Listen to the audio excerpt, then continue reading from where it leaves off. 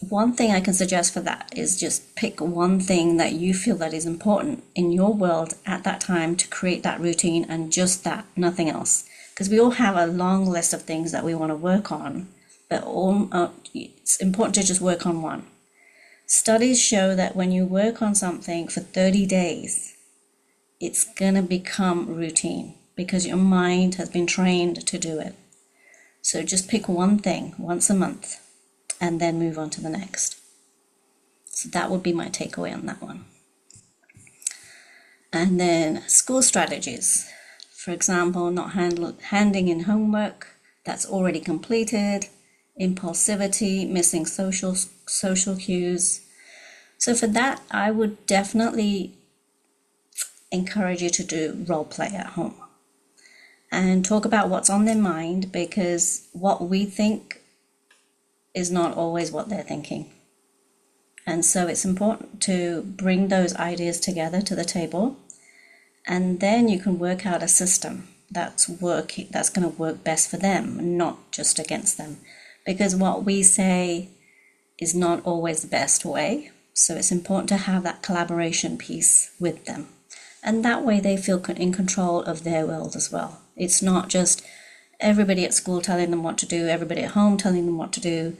They have a piece in their life, which is important. And then the next thing comes down to, which also nicely comes into the emotional regulation piece, because there's always family stress, the burnout. So how do we overcome that? And what I just said about the collaboration piece is huge, because it allows them to feel that they're in control of their lives. See, let me give you an example. So when our kids are at school all day long, they just want to come home and chill. So let's take that to an adult situation. After a long day at work, we feel the same. We want to just come home and chill. So there's nothing wrong with them doing that. It's from a parent perspective, we still want them to behave, but they need that downtime to regulate their nervous system, because they've been on hyper focus all day long, just as we are in our own jobs at work. We just want to have some downtime, regulate, and then be able to move forward with whatever the rest of the day is holding for us. So allow them that wind down time, whatever that looks like.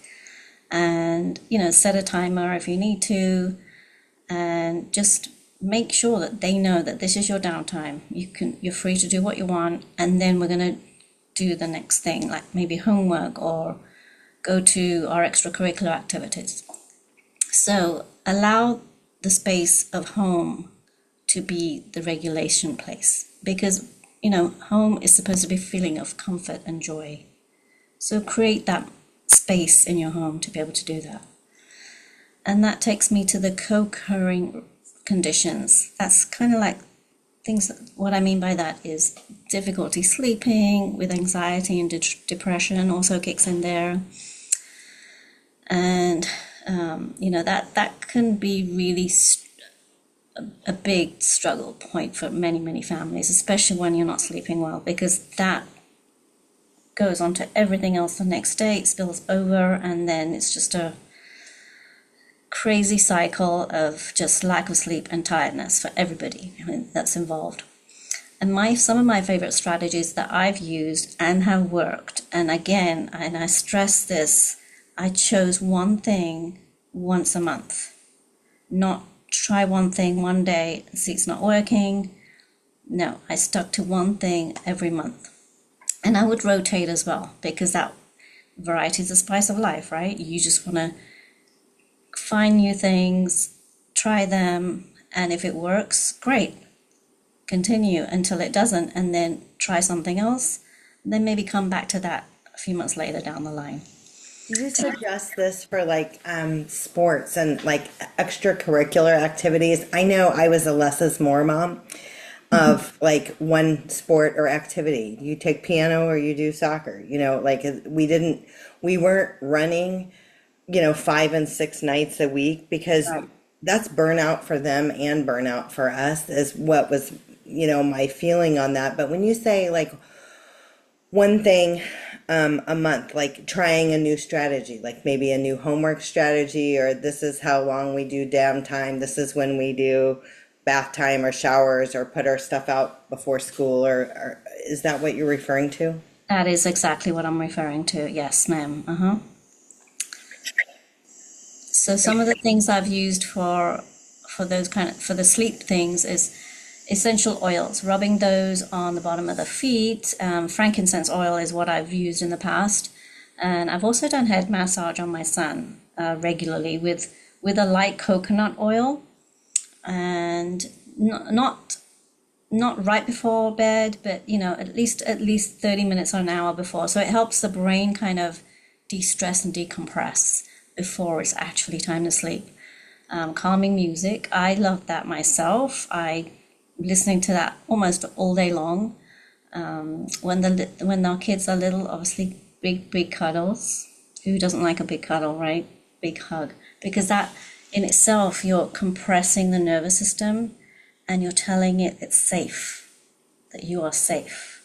And when you feel safe in your nervous system, the whole body just is able to regulate better. And another thing I used to do was story time. I'm sure many of you already do that. I loved reading them, and I loved them reading them back when they were older. So it was a win-win because it filled my heart with joy, and it helped me relax my nervous system. And so when I went to bed with a smile on my face. So it works both ways because we co-regulate when we do things like that. And so, yeah, we're looking to restore that nervous system, especially before bed, because that really does help us relax and fall asleep and get that restorative sleep that we're all needing every day. And science has shown that ADHD is not a behavior issue, even though the world is behavior related and all we see is behaviors. But it's really about the brain and central nervous system and how they're wired.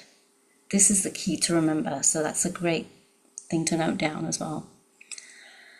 So now I'd like you to write down 3 things that amaze you about the ADHD person in your life.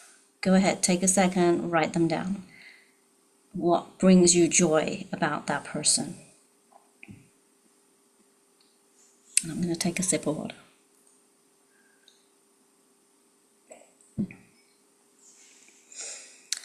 Now I'd like to take you on a journey of language. So our language plays a huge role in our day-to-day lives. It's not just about asking something of someone that I need you to do this, need you to do that. It's really about it directly shapes and perceives and how we perceive reality, how we express empathy, and we build that shared world with our language. It's more than just communicating our thoughts.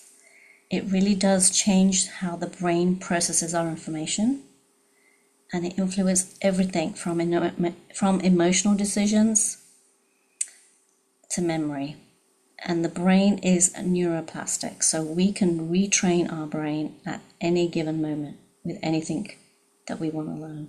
For example, when we want to learn a new language, we're able to do that because we are constantly practicing that. So we're changing the neural pathways in our brain to be able to learn that language. Now, with that said, we can use the power of our words to make our ADHD world a lot better. The words we use play a huge role in the outcomes that we desire. So let's use better words and why this matters. So, do you find yourself using reactive language? Why can't you focus? Stop overreacting. You should be able to do this by now. Why does this as parents? We do this as parents simply because we're dysregulated ourselves. And I've done it many times. And still do sometimes, especially in that heat at the moment when I'm frustrated. But it's important to really understand how negative those words can be. And instead, for transitions, we can say, let's make a plan together. And this works great for any age, whether it's a young child or an adult. For our daily routines, your brain needs to warm up. It's not awake yet. What's the next easiest step for you to do to finish our goal? That takes away the overwhelm from the big goal, and it allows you to focus on the one single next step. And that allows our nervous system to stay regulated, not just go into flight and jump to that big goal. We're able to just take one simple next step. And I find that moving the body is so simple, yet highly effective to regulate anybody's nervous system, whether it's our own or our child's. And that can be, I used to love doing tree pose with my son. Sun salutation was big for me, but not big for him. He wasn't a big fan of that one. Jumping jacks is easy for everyone. You can just do that right on the spot, and it's awesome. It really does move that energy in the body, and then when you take those 3 deep breaths after, it allows you to stay grounded. Now for school strategies, say for example they come home with an assignment that they need to complete. I've always used this one. Let's make pieces of this assignment and then we can put it together like a puzzle. And what I've also done is we've written the assignment on a piece of paper, on a blank sheet of paper. Either I've done it or he's, written the assignment down in his own handwriting.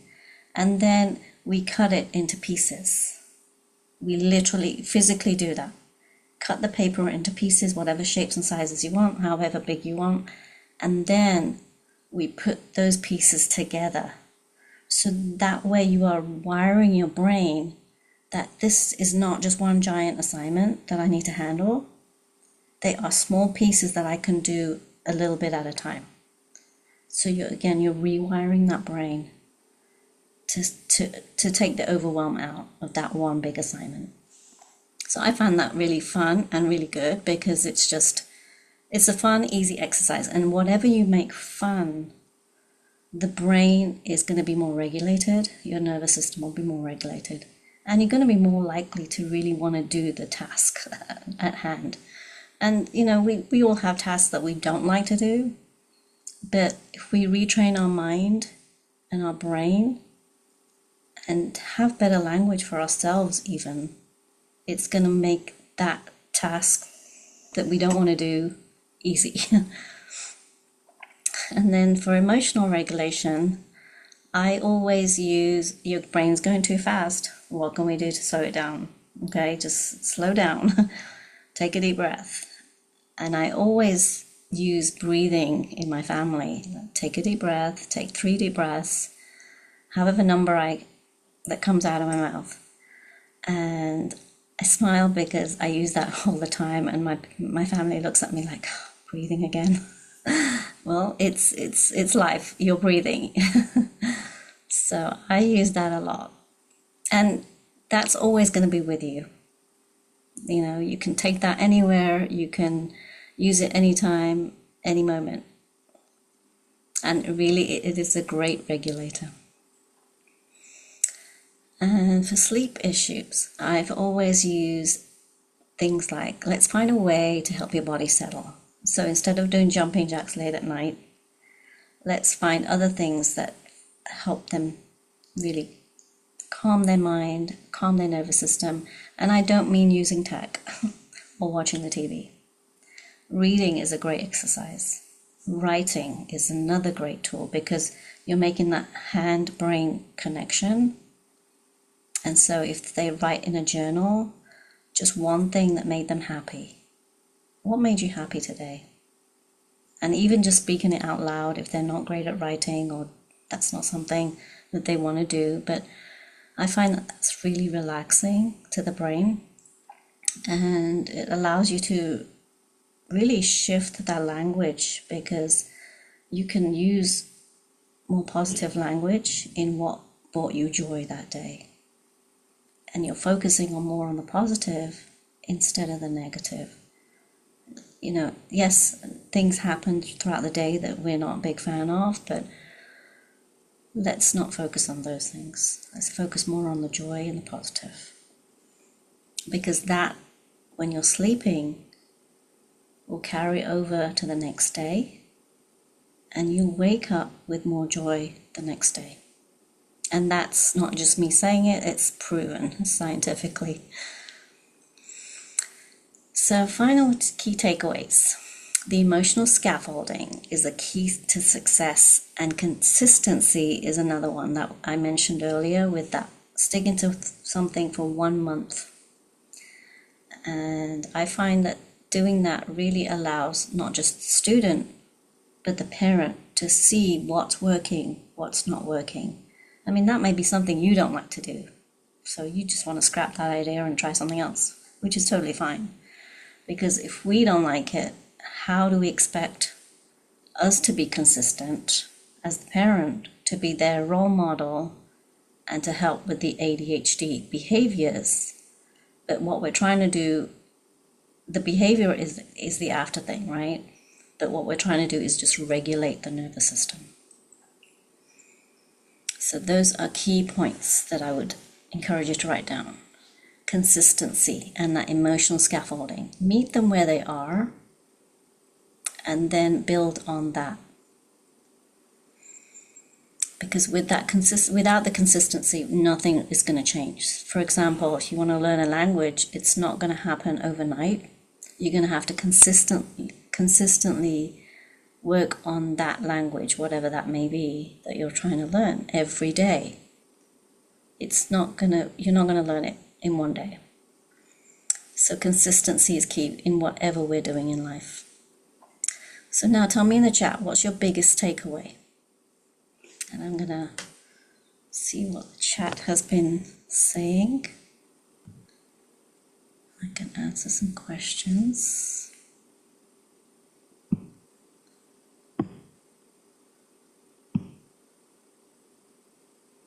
I see some people from Round Rock, South Korea. Wow. Houston, Liberty Hill, wonderful. Great to have you, Jessica.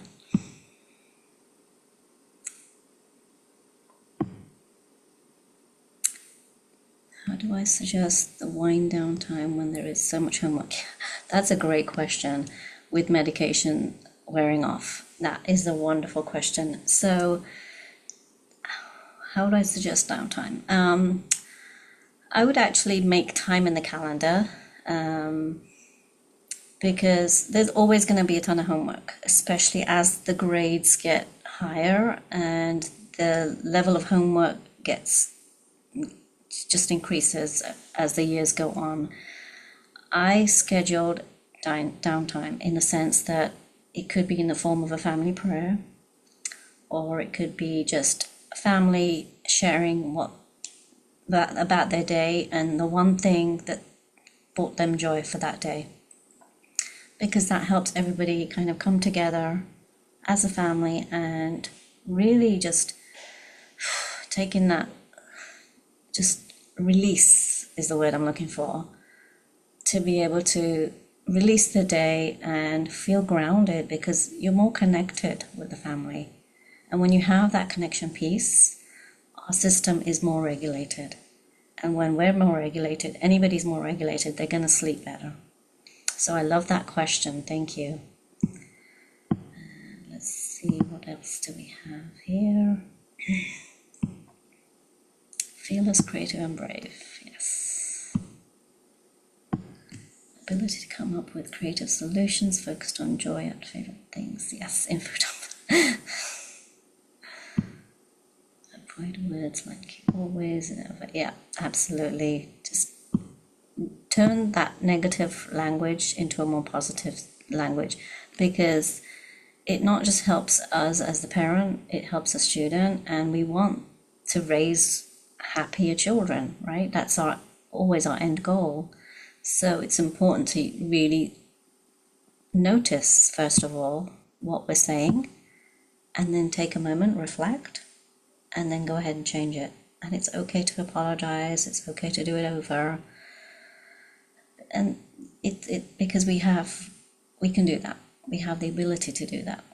So let's not waste that time, that precious time that we have together, and just be sad with each other or grumpy with each other. It's just, we have one shot at life. So let's make the best of it. Okay, the 2 writing questions.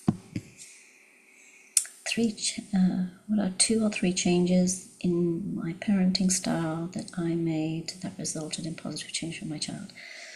2 to 3 changes. So my biggest takeaway on that, and my biggest thing I can say on that, is that definitely trying something monthly. I mean, there's a ton of things out there. There's a ton of resources. There's a ton of therapies. So much out there now than there used to be. But I used to read a lot of books, and from that book, I would just pick out a few things that I wanted to try, and then one by one, I would execute once a month. And it's okay to forget, I read that book and I had to give it back to the library or whatever it may be, and I forgot what I was going to do, and that's okay, because you'll always find something else. And maybe you'll go back to that another time. It's okay. Don't beat yourself up. Also showing that you are willing to adapt, and it's as they are watching you, it is showing them that life happens and we adapt accordingly, and so they're learning from that experience as well. I think that's great. That is, yes, absolutely, because we are their first role models, right?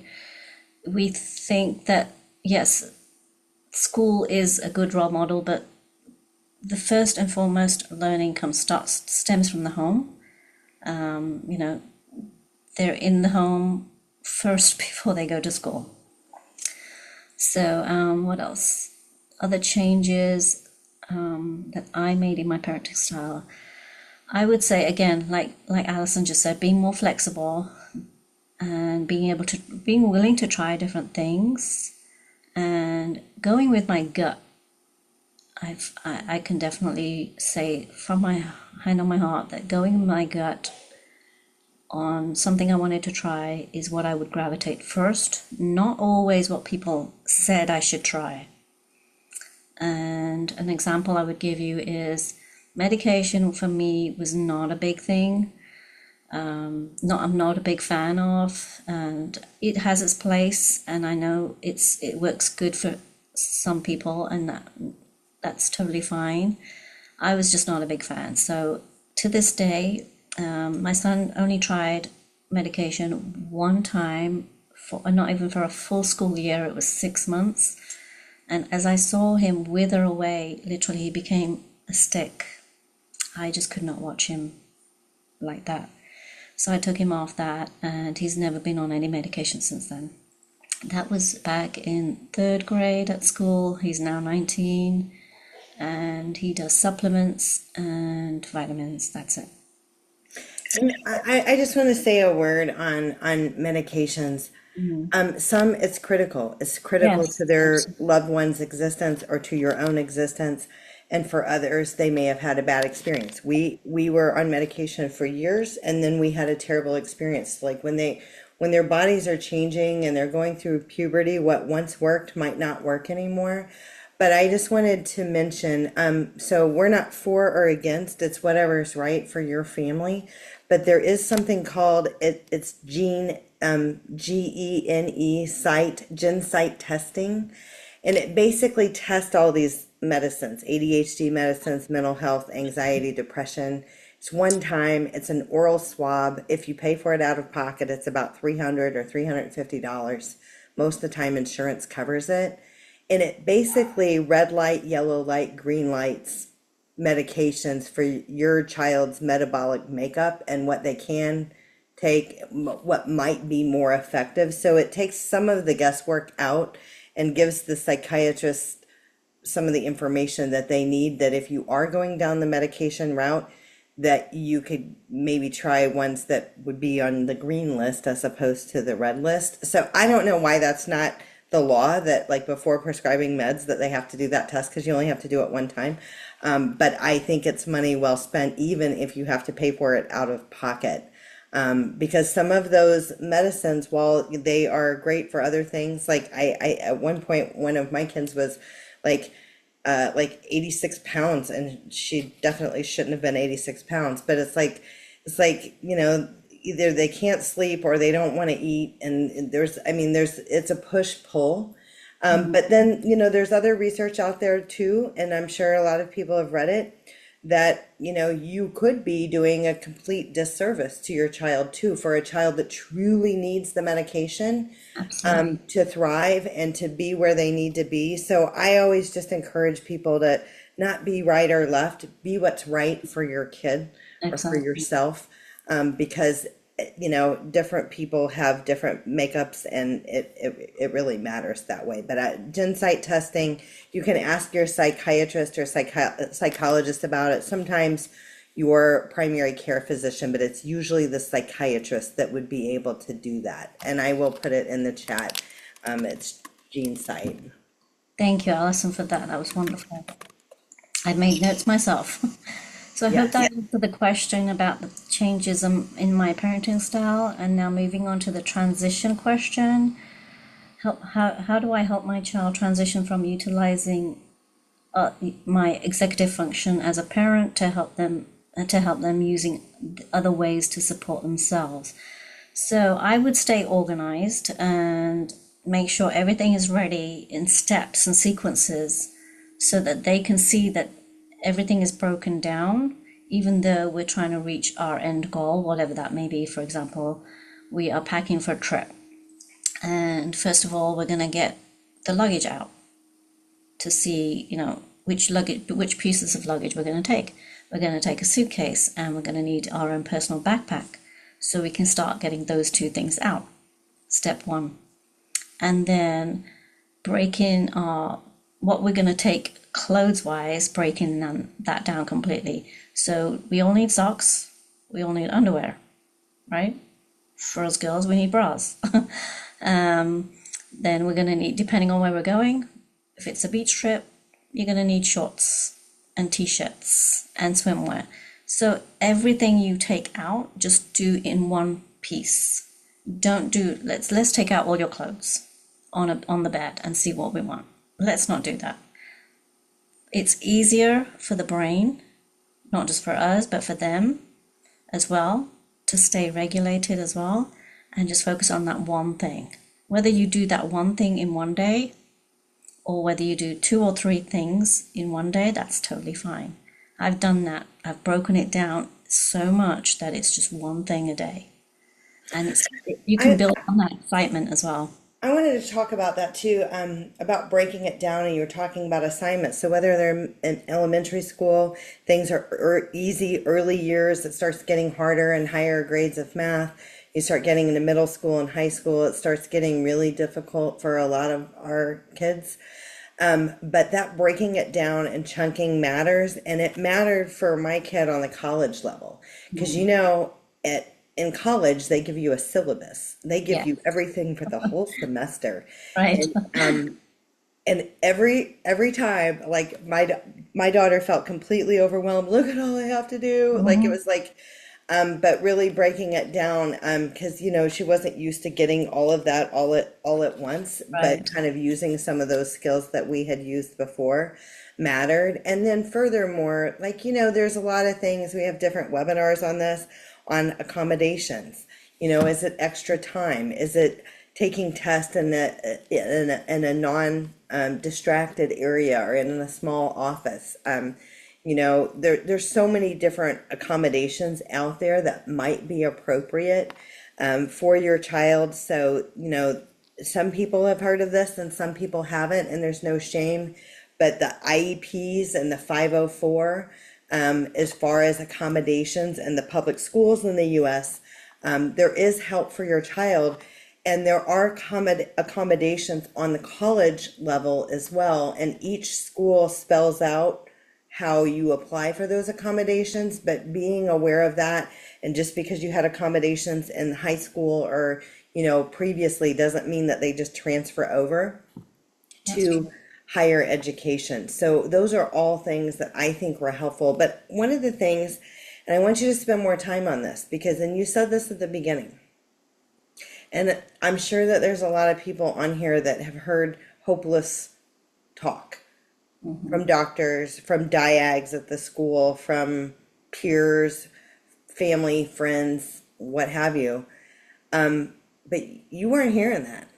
And so you basically had a plan, and you worked your plan, and your son has had, exponential successes. We've had other people. I mean, everybody's struggle is a little bit different. We may have people on here Absolutely. that's kid is on the spectrum and they just want them to talk. Yeah. So there's all these different components, but there's a lot of noise. And Mm. what all parents do is they love their kids and they want what's best for their kids. And sometimes all that noise, I don't know, it clouds your judgment. I always call us parents that, we're all in the relentless pursuit of information Yeah. on how to help, not to change, Mm. but how to help them be who they are, and celebrate their wins. So Yeah. tell us a little bit more about, when against all odds, like what was that? If you said there was just one thing, and was it your determination of, I'm not taking this, we're going to come up with a plan, over, around it, through, we're going to figure this out our way. Tell us what that one thing was. What was that switch? That switch for me was hearing those words from an outsider, not knowing myself, not knowing my family. That was just, yeah, that's not going to happen. That was a switch in myself that is not going to be his future. Not while I'm around. Different if I'm not here today, but gone, I'm here today, gone tomorrow. But while I'm still living and alive, that is not going to be his future. That was my switch, that was my determination, that was my drive. And with that drive, I stayed true to myself with my gut intuition. When I felt something wasn't quite, I didn't quite connect with it. When I didn't quite connect, that was my noise that I needed to just get rid of. And then come back to myself and think, okay, what else can I do? What are my options, and what do I want to focus on next? So, when I dived into, for example, when I dived into essential oils, I learned everything I could. And then I started implementing. And I trialed and errored different ones over a period of a month. And then I found that frankincense was one of the good ones that he really connected with the smell, because not everybody's sense of smell is going to be the same. People are not going to always like the essential oils that are actually good for you. And so you do end up experimenting, and that's totally fine. But if you still feel in your gut that that is something that's really going to help you and your family, then try it. But, if you feel that you're connected, go with it. That would be my one thing I can share about that. So don't be afraid to get out of the boat. Absolutely. Try something different. Try something that people haven't told you or you read about and you thought, oh, that really resonates with me. So let me give that a try. And that's totally fine. You don't have to go by the book. You don't have to go by anybody else's path. It's important that you create your own, because your family is different to mine and your challenges are going to be different to mine. So take Someone says, can you speak a bit about the transition from using medication to removing them? And then also, Can you share a little bit more about the level of functioning? Like, was your son having big meltdowns, getting in trouble at school, struggling to keep or make friends? Was he having some of the same issues that some of our population have? Big, yes. He did have the big emotions and sometimes still does. And making friends was difficult, although he's just a friendly, nurturing person that people would want to be friends with him. But it was that keeping friends piece, having those regular friends. It's fine, he can speak to anybody, he'll speak to anybody on the street. But those are boundaries, obviously, that we need to teach him that, you don't talk to everybody. And they're not going to really fully understand that until they've experienced that situation, and then we have to role model that. We've role modeled a lot with him to help him with that, building those friendships slash relationships with even with us, setting the boundaries. He's a very big hugger, and you don't just hug everybody that comes to the home. You're gonna have to ask permission. So it's always playing that role model. Consistency is key there. And again, that's going to depend on what you want to work on at the time. Is it the fact that he's a hugger and he's jumping on everybody as soon as they come through the door? Or is it building friends, building a friendship with just a few of the kids, connect with their parents, have play dates or hangouts or whatever they're called these days, just encourage that and be a part of that. Because if we're not allowing that space if we're not creating that space, we're really not allowing that one thing that we want to work on to actually develop and flourish. One person in the chat box said, I've learned to let go of control, allowing him to become more independent.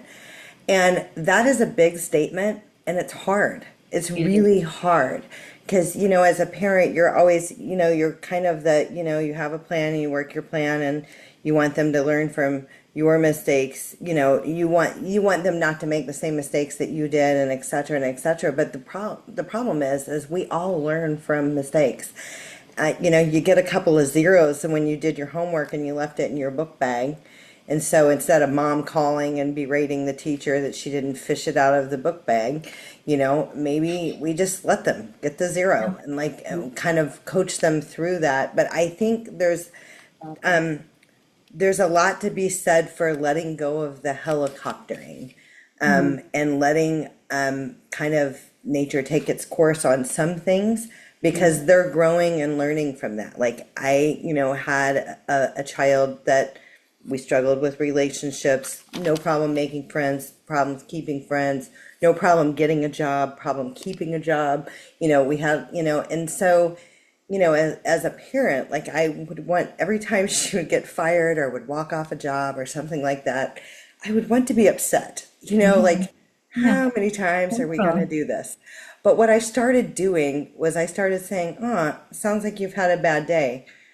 What do you think you could do next time? Instead of, she's already upset that it went poorly. I don't need to add, gasoline to the fire. But what could you have done differently? Or what could you have, maybe you should have showed up to work on time, or maybe you shouldn't have told your boss off whenever you got constructive criticism. Little things like that helped her grow, because the negativity that I was feeling when those things would happen was not helpful. But just saying, I'm sorry that happened. Well, tomorrow's a new day and you can look for a new job. There's a million jobs out there, say things like that. And we'd just be on to the next one and we would learn from that mistake. I think that's wonderful that you shared that, because it's really a growth process, not just for us, for them as well. And you gave a perfect example on how language makes a difference. It really brings that down so that we can be more of their coach as a parent instead of a parent, helicopter parent. So that's wonderful. I'm glad you shared that. And it's that brought me to something you mentioned earlier regarding a college syllabus. My son was very overwhelmed with his this year, and he read it, he did all the things in the beginning, and then just completely forgot about it. So as the year went through and things were beginning to get a little bit more challenging, you know, I, I had to mention, hey, remember that syllabus you got? Take a look at it, because that's going to be helpful. And then he printed it out and literally highlighted it as the semester went through, so that he could physically see what was done, what wasn't done, and what's upcoming as well. And we posted it in a place where everybody could see it. So we all were able to see it, but we were all, as parents as well, we knew what was coming up, but we also allowed him to, again, as you mentioned, Alison, to allow them to get the zero if they need to, allow them to mess up, because that is one of the biggest teachers for each and every one of us. And as long as they're in that safe space, he's still at home, and he's able to have that safe space. It's okay to not be a helicopter parent. It's totally fine. But meet them where they are. Obviously that's going to be key. Tell us about your coaching company, Sunflower Seeds Coach, and how parents could work with you. I know you kind of do individualized plans for people and work with families. So tell us how you work and how people can learn more about your services. Absolutely. So my coaching is really geared to parents of special ed children who have an IEP and who are completely overwhelmed on how to navigate those meetings. So basically that's it in a nutshell. And, I take them from being completely burnt out, overwhelmed, frustrated, not feeling that they have a seat at the table or a voice at the table, to being the best advocate for their child. So what I do is I coach the parent to be the best advocate. I'm not their advocate, I'm their coach. That's the difference. So I'm not appearing at those meetings as an advocate. I am their coach. So think of it this way. You have a coach for football. You have a coach for tennis. They're not advocates, they're coaches, right? So that's exactly what I do, is I coach the parents so that they can be the best advocate for their child. And we work on IEP meetings. I attend IEP meetings as well, whether it's in person or online. So I'm able to do that. I help write goals if that's needed as well, and to create the best plan for that student in what they need at school, the supports they need, and how they need to be supported, and what's available in that school system. That's important to know as well, because not everything is available, not just within that school system, but even at the campus that they're at. Because I know with the district that we were in, they have cluster sites, meaning that some things are offered at some campuses. So if your child fits in there and it's close to home, but that's not your home campus, they may suggest busing your child to that other campus so that they can be best served there. So these things really need to be discussed, and we need to know these things so that that's how we can best support our child in the campus that they're actually at. And we suggest discussing these things early, and I apologize for sound issues today. I'm not sure what's going on. I think my computer is tired and it needs to reboot. One person said, and I love this, a mother is a great inspiration if she will do research as well as observe her child. She can be an essential support for her child. An early encounter in Boston in my career was with Stephen Shore, who is autistic, but he was a professor at MIT. His mother, and he wrote a book, Beyond the Wall, which is very inspiring. She would not quit teaching him at home. She would not quit believing in him, and had a brain that he had a brain that worked. And little by little, he began to improve. And that is a similar story to Temple Grandin. And we've actually done a webinar with Temple Grandin in the past. And she's a professor. I think it's Colorado State. I don't know which university. I think it's Colorado State University. She's a professor. She's in her 70s. She's on the autism spectrum. She's got her PhD. There's movies about her. There's a recent one that came out in the last year or two. And then there's one from way back that's super, super good called Temple Grandin. It's worth watching. But I've also watched her speak in person. And one of the takeaways that she says is, and are you not good at reading? Are you not good at math? So what? What are you good at? Yeah. Because a lot of our kids may not be good at one particular thing, math or reading or whatever, but they are fantastic at a number of things. And so it's finding that gift and growing that gift and taking it to the next level. I think about Grant's eco art and how his mom turned in his obsession for tearing paper into art. And he's pretty amazing. I think they're going to do a movie about him. He just graduated college. He was in Texas, but they moved away out of state to Wisconsin. But Grant's eco art. I think a lot of positive stories, but we get so caught up in the mainstream of what everybody else says these kids are supposed to do to be perfect. And there is no such thing as perfect. But as you said, meeting them where they are and celebrating what they can do and taking what they can do to the next level, that's when we really see their brains light up. And it is truly a game changer. There's lots of people out there. Thank you, Robin, for putting that in there. Colorado State University professor Temple Grandin. And I should mention, I have to say one more thing. Temple and her brain and how her brain works totally revised how cattle go to slaughter in the United States. So she was like, a pioneer for change, and her brain wasn't quote unquote normal. And, they said all kinds of terrible things about her when she was coming up, but she, over around it through, she had a mom like this guy's mom and like Nimisha. And she's a game changer in the U.S. So check her out. It's totally worth it. So if people want to connect with you, Nimisha, and they want to learn more about your services, this QR code, it'll go to your website and they can schedule a booking with you. Absolutely, yes. Just fill out your name. Your name and number is optional, I believe, and just tell me where you met me, so that I remember, and just a little bit about yourself, so that when we do jump on a call, I'm absolutely ready and we can move from there. And feel free to email me as well if that's your preferred method of connecting. So any which way you want to connect, my phone number's there as well. And going back to what you said, Alison, regarding the strengths, and I know I touched on this earlier today, with our kids are so creative. They're problem solvers. Even though they're hyper-focused on one thing, whatever their passion is. Now, my son is passionate about culinary, so he wants to be a chef, so he's doing classes at ACC to become a chef. And he learned that from home because we cook all the time together. Even my daughter, when she went off to college, she was the only one that knew how to cook with all the girls that she lived with.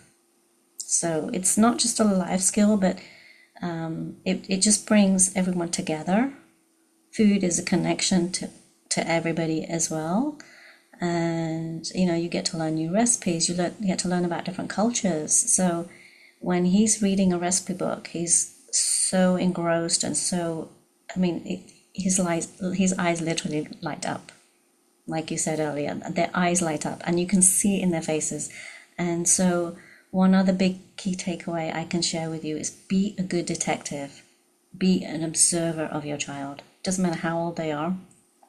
Just see what lights them up. Just observe. And with that observation, you'll instantly know, okay, this is what we need to do more of, And the opposite is true as well, something they don't like.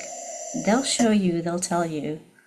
And so you'll know that this is not something that, let's do more of that. So be a good detective, play detective. And it's fun, and it's really exciting when you see that and their eyes are lighting up, because you know what? It lights me up inside as well. So it's a good thing. You co-regulate together. Thank you for being amazing. I am so sorry I've had such technical difficulty. I never have technical difficulty, but I sure did tonight. Um, um, Someone put in the chat box, the Westview New High School has an exciting program that gives students the opportunity to experience nearly 90 jobs at all levels during their ninth grade. It's wonderful that we have several excellent special needs high schools along with Gateway Academy. This is just all very good and very encouraging. And then the other thing I would say, depending on where you are on your journey, it's not over yet. We're not there yet. They're not there yet. The average brain is not complete until age 26. And kids with ADHD or on the autism spectrum are usually, anywhere from 2 to 5 years behind their peers. So what you see at 14 or 15 or 13, or you think, oh my gosh, we're never going to get there. There is hope. Things do change, positive growth, and they are still getting where they're going. We're all still getting where we're going, but just be encouraged. And we're here to support. So thank you to Pam. I know Robin Reddy was out here today. Pam Esser is out here today, and they also lead ADHD support groups in the greater Houston area. There are groups all over the Houston area. There are groups for adults. I lead the parent group in Fort Bend County, but we have people, well, evidently we have people from all over the world. Somebody from, what did she say, South Korea today, and out of state as well. So thank you for sharing. I did hit record on this. Everybody is going to get a copy of the slides. We started the recording a little bit late. But we did do a webinar with Nimisha Patel previously, and that lives on our Consolidated Planning Group YouTube channel.